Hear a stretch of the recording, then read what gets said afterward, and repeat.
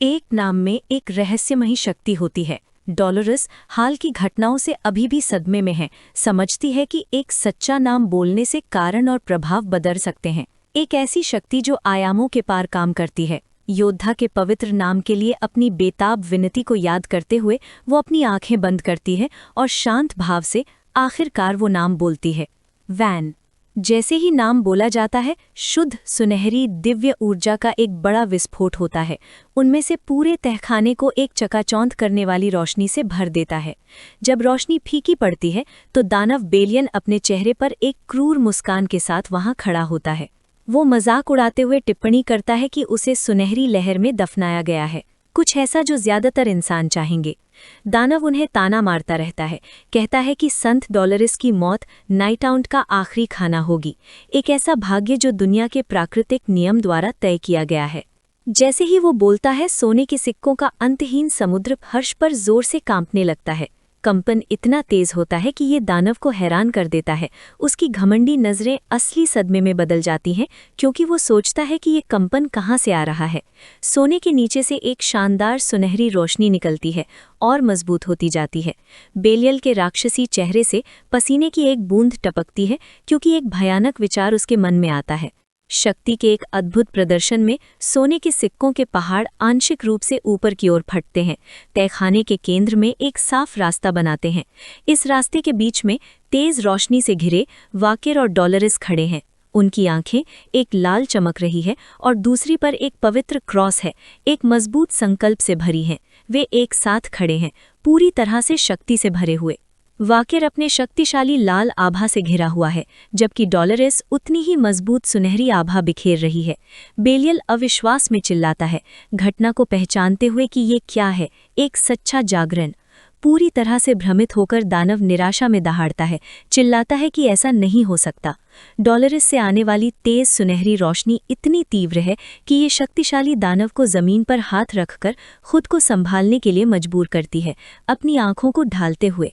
बेलियल को ये स्वीकार करने के लिए मजबूर होना पड़ता है कि उसके सामने की चकाचौंध करने वाली शक्ति संत की सच्ची जागृत रोशनी है। हालांकि डर के बजाय बेलियल के चेहरे पर एक चौड़ी शैतानी मुस्कान फैल जाती है। वो जागे हुए हीरो को एक नई डरावनी दिलचस्पी से देखता है और खुद से सोचता है कि ये नई शक्ति सोने से भी ज्यादा कीमती हो सकती है। उनकी मिलीजुली शक्ति से गुस्सा होकर दानव बेलियल गुस्से में आग बबूला हो जाता है। वो चिल्लाता है कि उनका जागना नामुमकिन है और ऐलान करता है कि दौलत और लालच ही दुनिया के असली मालिक हैं। जब तक इंसान का लालच रहेगा, पैसा ही राजा रहेगा। वो अपनी बकवास जारी रखता है, कहता है कि दुनिया में ऐसी कोई चीज़ नहीं है जो पैसा न कर सके, और सोने से ज्यादा चमकदार कुछ नहीं है। हालांकि वाकिर शांत और दृढ़ रहता है। वो दानव की गुस्से वाली नज़र से मिलता है और साफ मना कर देता है, कहता है कि असल में ऐसी चीज़ें हैं जिन्हें पैसा कभी नहीं खरीद सकता। जैसे ही वो बोलता है, उसकी अपनी यादों की एक सीरीज उसके सामने से गुजरती है। उसके परिवार के चेहरे, बास्कवे जनजाति के साथ उसका रिश्ता, एक साथी को खोने का दुख और एक प्यारे इंसान का आंसुओं से भरा आखिरी गले मिलना जो रोशनी में घुल रहा था। ये प्यार, बलिदान और जुड़ाव के पल हैं जो उसे परिभाषित करते हैं, ऐसे खजाने जो किसी भी भौतिक दौलत से कहीं ज्यादा हैं।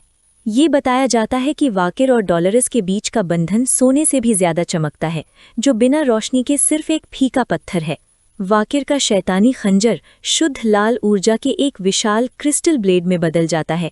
वो उसे बेलियल की ओर इशारा करता है और ऐलान करता है कि दानव अब उनकी रोशनी के सामने गायब हो जाएगा। फिर भी अकड़ा हुआ बेलियल उनके आधे मरे शरीरों पर हंसता है और सुनहरी ऊर्जा की एक विशाल लहर छोड़ता है, उन पर चिल्लाता हुआ कि वो अपनी बकवास बंद करें। जैसे ही हमला करीब आता है, वाकिर थोड़ा सा अपना सिर घुमाता है। एक चमकदार और आत्मविश्वासी डॉलरिस उसे देखकर मुस्कुराती है और उससे कहती है कि वो उसकी चिंता नहीं करती। वो खुद को ठीक करती है, अब उसका नकली नाम इस्तेमाल नहीं करती और उसे उसके असली नाम से बुलाती है, वैन। उसका भरोसा स्वीकार करते हुए वाकिर एक पल के लिए अपनी आंखें बंद कर लेता है। साझेदारी की एक नई भावना के साथ वो उससे कहता है कि वो वापस आएगा। फिर वो हवा में कूदता है और सीधे एक विशाल ड्रैगन जैसे जानवर की ओर बढ़ता है, जो शुद्ध सुनहरी ऊर्जा का बना है, जिसे बेलियल ने बुलाया है। जाते समय वो उसका नाम डॉलरिस पुकारता है। उसे नामुमकिन लड़ाई में जाते हुए देखकर डॉलोरस अब डरती नहीं है। उसका चेहरा उत्साह और मजबूत विश्वास से भरा है, क्योंकि वो अपनी मुट्ठी कस लेती है, उसका साथ देने के लिए तैयार। जैसे ही वो दुश्मन की ओर उड़ता है, वाकिर को उसकी शक्ति का पूरा असर महसूस होता है। वो देखता है कि संत की कृपा से उसका अपना ऑरा पहले से ज्यादा तेज और साफ हो गया है। जिस सबसे बड़ी तकनीक का उपयोग करने में वो पहले हिचकिचा रहा था, एक ऐसी स्किल जिस पर उसे कभी पूरा भरोसा नहीं था, अब वो मुमकिन लग रही है। उसके सामने एक जटिल चमकता हुआ लाल जादुई निशान दिखाई देता है। ये सिर्फ उसके हमलों में बढ़ोतरी नहीं है, बास्करविल परिवार की सबसे बड़ी तकनीक है, हाउंड की गुप्त कला, एक ऐसी शक्ति जो सिर्फ राक्षसों को मारने के लिए बनी है। संत की कृपा की पूरी शक्ति उसके अंदर दौड़ रही है। वाकिर अपने कबीले की सबसे बड़ी तकनीक, बास्करविल के 8वें तलवार रूप को आजाद करता है। वो राक्षस पर हमला करता है। उसका शरीर शुद्ध लाल ऊर्जा के एक विशाल क्रिस्टल ढांचे में बदल गया। ये अलौकिक जानवर एक विशाल खूंखार कुत्ते का रूप लेता है। उसके जबड़े चौड़े खुले हैं और वो बेलियल द्वारा बुलाए गए सुनहरे ड्रैगन पर हमला करता है। राक्षस केवल पूरी तरह से अविश्वास में ऊपर देख सकता है। उसका हमला गुप्त कला के विशाल आकार के सामने पूरी तरह से बौना पड़ गया। पहली बार बेलियल, एक शीर्ष शिकारी जिसने दुनिया पर राज किया है, अपने जीवन के लिए एक वास्तविक जानलेवा डर महसूस करता है। वाकिर, जिसकी आंखों में गुस्सा जल रहा था, घोषणा करता है कि उसका मकसद राक्षसों को मारना है। 2 विशाल ऊर्जावान जानवर, एक लाल राक्षसी शक्ति का और दूसरा सुनहरे लालच का, एक बड़े संघर्ष में टकराते हैं। इस टक्कर के परिणाम स्वरूप लाल और गुलाबी रोशनी का एक बड़ा विस्फोट होता है, जो अपने रास्ते में आने वाली हर चीज को नष्ट कर देता है। जब धूल बैठती है तो कभी समृद्ध तिजोरी पूरी तरह से विनाश का दृश्य बन जाती है। एक विशाल गड्ढे के केंद्र में राक्षस बेलियल का टूटा हुआ और खून बहता हुआ शरीर पड़ा है। गड्ढे के किनारे पर विजयी रूप से वाकिर और डोलोरेस खड़े हैं। उनकी लड़ाई आखिरकार जीत ली गई है। मुश्किल से हिल पाने वाला बेलियल खांसता है, ये देखकर हैरान है कि उसके घाव ठीक नहीं हो रहे हैं और उसकी ताकत तेजी से खत्म हो रही है। वो समझ नहीं पा रहा है कि क्या हुआ है। उसे लगता है कि उसकी हार असंभव है। भले ही हमला जानलेवा था, उसकी शक्ति कम नहीं होनी चाहिए, कोई और कारण होना चाहिए। राक्षस की नज़र बार्थोलोमियो डी बोर्जुआइस के फटे पुराने मानव अवशेषों पर पड़ती है और उसे एक भयानक एहसास होता है। उसकी शक्ति कभी भी तिजोरी में रखे भौतिक सोने से नहीं जुड़ी थी, बल्कि उस मूल्य से जुड़ी थी जो मानवता ने उस पर रखा था। घबराकर वो सोचता है, तो फिर क्यों? दृश्य तिजोरी के बाहर चला जाता है, जो उनकी मास्टर प्लान की सच्ची शानदार प्रकृति को दिखाता है। राजधानी की सड़कों पर अराजकता फैली हुई है, क्योंकि सोने के सिक्कों के बैग और पैसे के ढेर हर जगह बिखरे हुए हैं। डेमियन डी बुर्जुआ के लिए काम करने वाले लोग खुशी खुशी जनता पर पैसे फेंकते हुए देखे जाते हैं, जिससे एक आर्थिक संकट पैदा हो रहा है। एक ऊंची बालकनी से 2 लोग शहर को नीचे देखते हैं। जैसे ही सूरज डूबता है, योजना अपने चरम पर पहुंच चुकी है। एक दस्तावेज पर एक समाचार रिपोर्ट चमकती है, जो विनाशकारी आर्थिक प्रभाव की घोषणा करती है। एक आपातकालीन बुलेटिन रात भर राजधानी में भारी मात्रा में रहस्यमय और नकली मुद्रा वितरित किए जाने के बाद हाइपर इन्फ्लेशन की चेतावनी देती है। रिपोर्ट कहती है कि पैसे पर से भरोसा खत्म होने के कारण उसकी कीमत बहुत कम हो गई है। डेमियन डी बुर्जुआ इस रिपोर्ट को संतुष्टि भरी नज़र से देखता है। उसकी योजना पूरी तरह सफल रही। उनकी रणनीति का पूरा दायरा सामने आ जाता है। डेमियन ने राजीव टकसाल के डायरेक्टर के तौर पर अपनी अथॉरिटी का इस्तेमाल करके बड़ी मात्रा में नकली करेंसी बनाई, जबकि मास्टर व्यापारी सिंडी वेंडी ने अपने बड़े नेटवर्क का इस्तेमाल करके इसे पूरे साम्राज्य में फैला दिया, जिससे अर्थव्यवस्था और पैसे की कीमत का विचार ही खत्म हो गया। उनका लक्ष्य कभी भी राक्षस को जबरदस्ती हराना नहीं था, बल्कि उसकी शक्ति के स्रोत पर हमला करना था, जिससे उसकी अमरता बेकार हो जाए। जब बेलियो मर रहा होता है तो उसे आखिरकार समझ आता है कि उसे तलवार से नहीं, बल्कि एक शानदार साम्राज्य को तबाह करने वाली आर्थिक रणनीति से हराया गया है। अस्त व्यस्त शहर को देखती हुई एक बालकनी पर सिंडी वेंडी आर्थिक गिरावट की जानकारी देने वाली रिपोर्ट पकड़े हुए है। वो एक चालाक मुस्कान के साथ डेमियन डी बुर्जुआ की ओर मुड़ती है और कहती है कि वो नाइटआउट के कर्ज के कारण इसमें शामिल है, लेकिन उसे हैरानी है कि उसके कद का आदमी इतनी जोखिम भरी योजना के लिए क्यों सहमत हुआ। डेमियन डूबते सूरज को देखता है। उसके चेहरे पर गंभीर भाव है।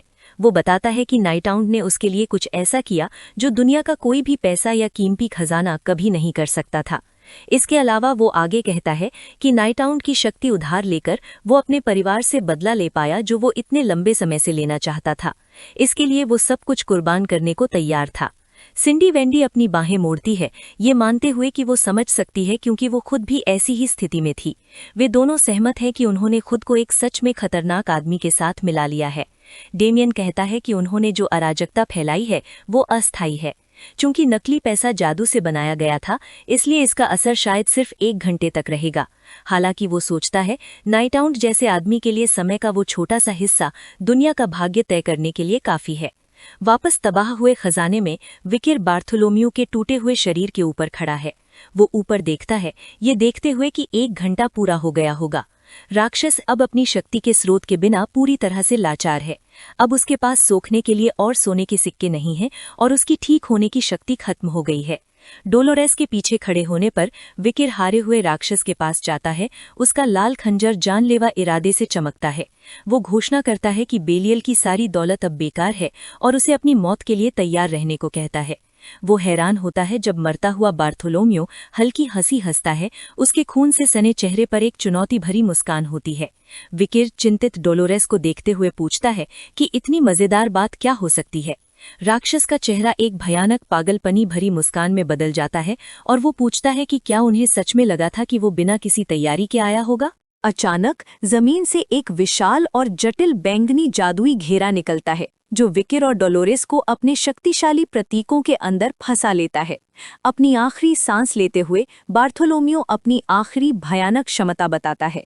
वो बताता है कि दुनिया में हर चीज का एक बराबर मूल्य होता है। ये श्राप उसे मारने की कीमत है, एक ऐसी कीमत जो सिर्फ मौत से ही चुकाई जा सकती है। वो इस अंतिम श्राप को, जो बराबर लेन देन पर आधारित है, इंडल्जेंस नाम देता है। दानव के आखिरी श्राप से गुस्सा होकर डोलोरेस विरोध में चिल्लाती है, ये कहते हुए कि किसी दानव को मारना कभी पाप नहीं हो सकता, और उसे ऐसी बकवास बातें बंद करने के लिए कहती है। हालांकि बार्थोलोम्यू जादुई घेरे के अंदर से बस हंसता है। वो मजाक उड़ाते हुए बताता है कि दानव भी भगवान की रचना है और एक संत होने के नाते उसे किसी और से बेहतर पता होना चाहिए कि भगवान की किसी भी रचना को मारना पाप है। वो घमंड करता है, इस बात पर यकीन है कि कोई भी इतना मूर्ख नहीं होगा कि उसे मारने के लिए अपनी जान कुर्बान कर दे। उसके घमंड को विकिर खत्म कर देता है, जो शांति से आगे बढ़ता है और दानव के चेहरे के सामने एक कागज का टुकड़ा पकड़ता है। वो बार्थोलोम्यू को बताता है कि उसके जैसे सुअर को मारने की कीमत पहले ही चुकाई जा चुकी है। फिर विकिर पूरा दस्तावेज दिखाता है, एक शानदार आधिकारिक दिखने वाला चर्मपत्र। ये एक इंडल्जेंस है, एक पवित्र कागज जो एक वफादार व्यक्ति के सभी पापों के लिए माफी देता है। ये दस्तावेज चर्च के ओल्ड टेस्टामेंट गुट द्वारा आधिकारिक तौर पर जारी और गारंटीकृत है, वही गुट जिसके साथ बार्थोलोम्यू जुड़ा हुआ था। दानव पूरी तरह से बिना कुछ बोले सदमे में घूरता रह जाता है। पासा पूरी तरह पलट चुका था। पाप की कीमत पहले ही चुकाई जा चुकी थी। इंडल्जेंस का श्राप अपना असर दिखा रहा था। विकिर अपनी चमकती लाल तलवार उठाता है जैसे ही दानव विरोध में आखिरी हताश चीख निकालता है। विकिर अपने हथियार को जानलेवा ताकत से घुमाता है और बार्थोलोम्यू के शरीर से सिर को साफ साफ काट देता है। कटा हुआ सिर हवा में उड़ता हुआ, खून का निशान छोड़ता हुआ गड्ढे की धूल भरी जमीन पर धड़ाम से गिरता है। ये एक छोटी अप्रत्याशित आकृति के पैरों के पास लुढ़क कर रुक जाता है। गड्ढे के किनारे से विकिर और डोलोरेस उस दृश्य को नीचे देखते हैं और एक नया भयानक सदमा उन पे छा जाता है। क्रेटर के नीचे खड़े होकर राक्षस राजा के कटे हुए सिर के ठीक बगल में उनका दोस्त सिनक्लेयर खड़ा है। डोलोरेस और विकिर दोनों मुड़ते हैं। जब वे उस जवान लड़की को नीचे देखते हैं तो उनके चेहरों पर अविश्वास का भाव होता है, लेकिन वहां खड़ी सिनक्लेयर वो खुशमिजाज दोस्त नहीं है जिसे वे जानते हैं। उसका चेहरा एक गहरे साये में ढका हुआ है और उसकी आंखें एक खतरनाक भ्रष्ट बैंगनी रोशनी से चमक रही हैं। जब वो मरे हुए राक्षस के ऊपर खड़ी होती है, उसकी मौजूदगी पूरी तरह से समझ से बाहर और डरावनी है।